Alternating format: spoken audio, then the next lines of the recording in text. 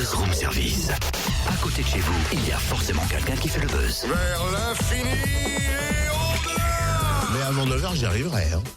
Réveil hypnotique ce matin dans Room Service. On accueille Kundalini, le fascinateur hypnotiseur de Chalon-sur-Saône. On l'avait reçu cet été dans nos studios. Je l'ai croisé aussi à Salins-les-Bains là, pour le Téléthon. Ouais. On va prendre contact avec Kundalini, parler hypnose et en savoir un peu plus sur ce phénomène.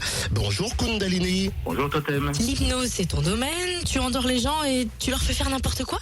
N'importe quoi, on va pas aller jusque là, mais effectivement, je vais faire quelques petits tests et effectivement, si les personnes sont réceptives, et bien à ce moment-là, on va pouvoir progressivement les entrer dans un petit état d'hypnose dans lequel ils vont se sentir parfaitement bien, parfaitement détendus et petit à petit, on va aller plus loin avec eux et on va leur faire vivre des aventures. Alors globalement, c'est quoi l'hypnose? Ça consiste en quoi quand tu hypnotises quelqu'un? C'est-à-dire qu'il est conscient, il fait dodo, ça se passe comment dans le cerveau? Alors dans le cerveau, c'est un peu difficile à expliquer, c'est un petit peu entre le sommeil, entre le réveil, c'est un petit peu un état entre les deux dans lequel en fait la personne est consciente de ce qui se passe tout autour.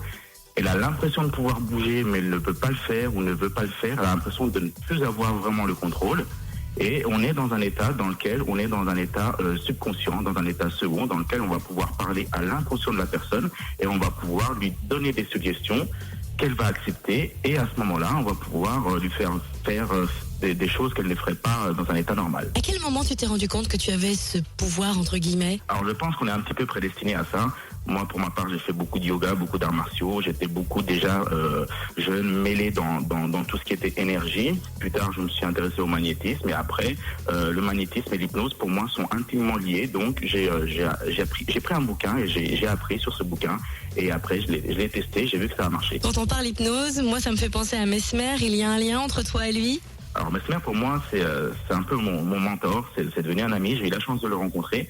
Effectivement, moi je connaissais déjà l'hypnose, donc je pratiquais un peu de thérapie pendant un an et demi. Et quand j'ai découvert Mesmer via Internet, je me suis intéressé, je me suis dit waouh, c'est incroyable ce qu'il peut faire, c'est pas possible.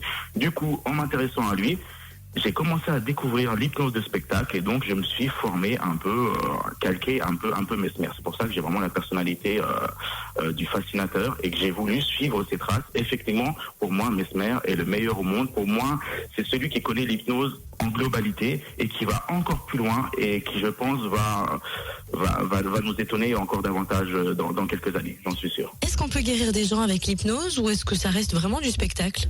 Alors guérir, c'est un bien grand mot, mais effectivement, on va pouvoir les aider par rapport à un traitement médical. On va pouvoir utiliser l'hypnose en parallèle pour pouvoir justement aider les gens à arrêter de fumer, aider les gens à perdre du poids avec plusieurs séances, bien entendu, aider les gens à enlever leurs phobies, aider les gens à enlever leur douleur. Ça peut marcher sur énormément de choses. Cynthia, tes yeux sont lourds.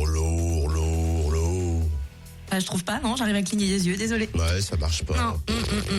Néanmoins, vous allez pouvoir retrouver bientôt en DVD le spectacle du Téléthon de Salins-les-Bains et plus d'infos sur la page Facebook de Kundalini, le fascinateur.